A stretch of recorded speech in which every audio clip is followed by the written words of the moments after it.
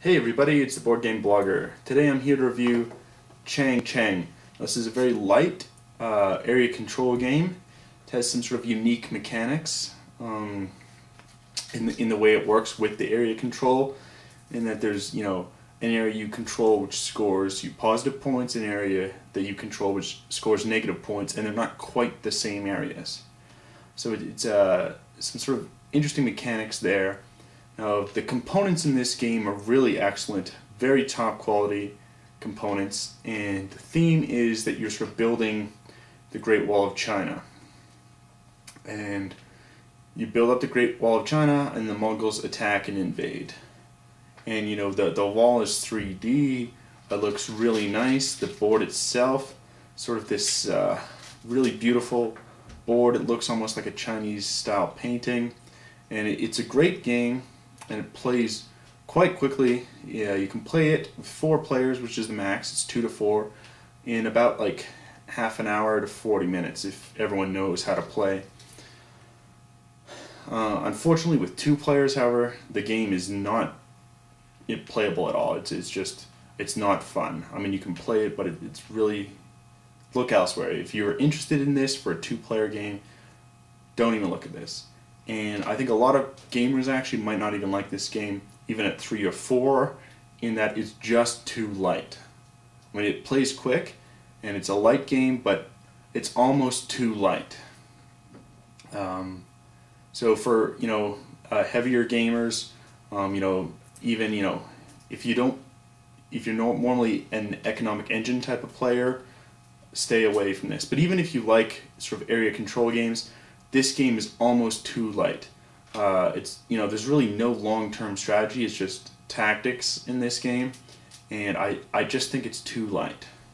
The rule book, it's nice, it's color, but it's in 5 different languages, and so they don't actually have any player aids. And this is a game that really needs player aids. It's a shame they didn't print any. I kind of made some up off the Geek. Someone had made these pretty nice player aids. I just printed them off in color and then double-sided it. But it's a very light game. The gameplay is pretty simple to learn, so you can learn the game very quickly. You can learn the game in like 2-3 minutes and then play it in half an hour, which is nice. You could use it sort of as a filler game, but it's not a heavy game at all, and I think it's almost too light to play. I keep it in my collection just because the components are great, and it's kind of a fun game to play. You're seeing the wall be built and it's 3D, but it's too light for a real strategy game. But I don't know. Let's take a look at the board. You can view the video and make your own determination. So let's see how the game plays. Okay, so sort of here's the board on setup. It will zoom in, and as you can see here, you've got a Mongol province, which is made up of 3 spaces, and the Chinese province is made up of 5 spaces. So the Chinese province values are printed on the player board, and at the beginning of each game, you sort of randomly take some of these tiles, and they're put down face up. So every game is going to be different, which is nice that way. It's not going to be the same game twice. And here we can see this is a particularly valuable province. And so whoever would have the majority here in this province of, which is sort of just more than everyone else. I should say actually plurality, not majority. But if the blue player ended up with 3 or 2 there, and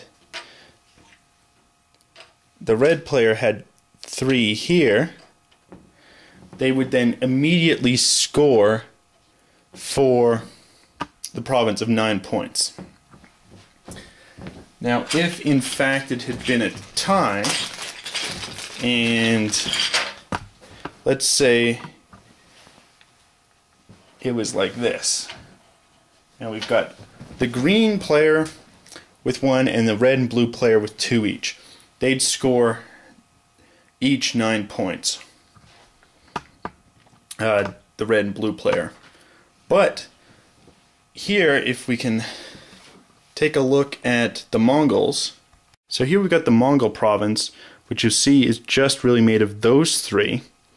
So here at the end of the game, the Mongols would attack, and we don't actually know the value of the Mongols till the end of the game, but let's just pretend this is the end of the game. This is a -3, and here, even though both blue and red scored equal points for the province, and they'd be at 9, because the majority control for where the Mongols specifically attack is red, red would get the -3 points. So it's a kind of unique mechanism in that you're trying to control majority of the Chinese provinces, but carefully place your wall pieces so that you don't control too many Mongol places. And it's sort of just the basics of the game, and I'll explain how you actually play in a second. But if we looked over here at the scoreboard, this is what we would have at the sort of end of the game, if that was the entire game. But however, you build the entire wall first, then the Mongols attack. And blue would win with 9 points to the 6 points for the red, because they'd have the malice of the Mongols attacking. But let's take a look at how you actually play. Okay, so we've had a little bit of progression within the game, and let's just pretend it's the middle of the game. Now, on your turn, any player can do one of 5 different actions. And let's say it's the red player's turn. They can place any 2 single wall block pieces in any 2 different Chinese provinces. So I couldn't, for example, place both red wall blocks there. That'd be an illegal move because they'd both be in the same Chinese province. I could have, however, placed one here in this province and one in this province. That would be a legal move. Additionally, I could place 2 action cards in a province. Now these action cards, including one blank, let you secretly place a card here. This one, which would count as either adding 2 points, or it counts as an additional wall block, and I could place it in 2 different Chinese provinces.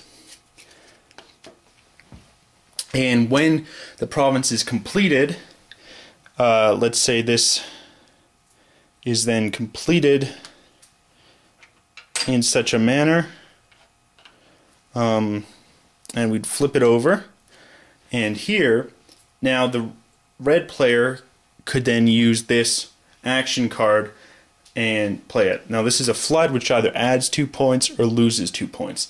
Clearly, since red is not controlling, they could choose to have it lose 2 points. So the province would only be valued at 4 instead of the 6. Now, you can only use these action cards once per game, and they've got different valuations. So here, and this is the priority. So it means the number 1 card will resolve first. This is remove anyone else's action card. So obviously that's going to resolve before anyone else, and you can take out somebody else's action card. You have this one, which is the traitor, which you can remove the threat counter, so the Mongol threat counter in one province, or you can break one person's wall piece so it doesn't count when scoring for the points there. You have the flood, which, as I described before, either adds 2 points or loses 2 points to a province. You have the builder, which either adds 2 points or counts as an additional wall piece when scoring, which is pretty key because you can secretly sort of gain the majority in a province. You have the master builder, which counts as 2 additional wall pieces in a province, and then you have the mandarin, which lets you switch 2 wall pieces. This can be key because you can sort of switch out already scored provinces, since provinces score as soon as completed, and you can sort of reuse your blocks that way, and then move your blocks out of harm's way for when the Mongols are attacking, and therefore you won't have majority in a particular Mongol province. So as I said, you could place 2 action cards. You could also choose to place 1 action card and one wall piece in a particular province. So you could go like this, for instance, if that was your action. Additionally, you can place your tower piece as one action.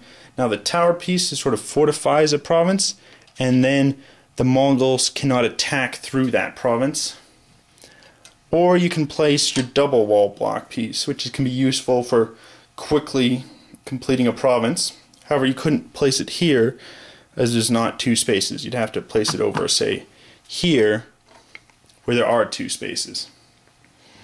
So that's pretty simple. There's just the 5 different actions you can do. Place 2 single wall block pieces, place 2 action cards, or place a single wall block and an action card, or the double wall piece, or the tower. You may be wondering what I've got these 2 Emperor tokens out. So once 2 provinces have been completed, you put those out. When the 3rd province completes, let's say we have this, and it gets completed, you score the province, and then in a 3-player game, you would add a whole new board out. And we could put it out here to the side. And we would place on the Mongol pieces, we'd place on the additional score pieces, and you would do it that way. In a 4-player game, you would add 2 boards. When the 6th province is completed, you'd complete 3 provinces, add a board, complete another 3, add a board. So, as you can see, it's a pretty simple game. There's not a lot of actions, but there's some interesting mechanics, and I think the game looks great. So you really have to sort of judge for yourself. I think this game is too light.